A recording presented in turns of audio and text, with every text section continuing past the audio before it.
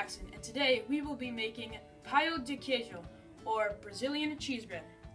What you will need first is 1.5 cups of tapioca flour,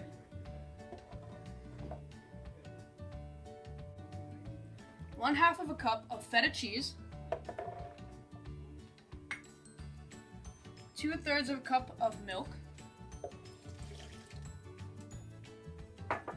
1/3 cup of olive oil, 1 teaspoon of salt, and 1 room temperature egg. Now you blend it up.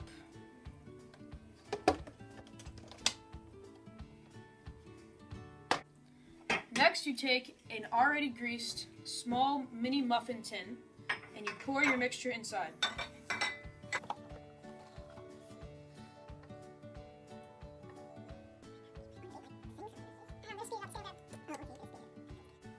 Now bake in the oven at 450 degrees for 15 to 20 minutes.